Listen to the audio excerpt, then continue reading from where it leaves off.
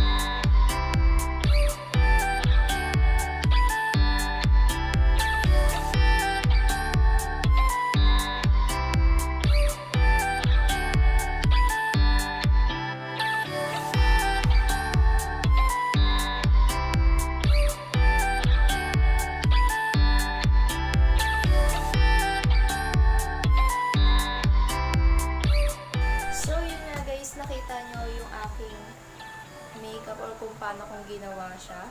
So, ayun yung makeup transformation ko. Sana nagandahan din kayo. So, yun lang po for today's video. At see you in my next video, guys. Bye-bye!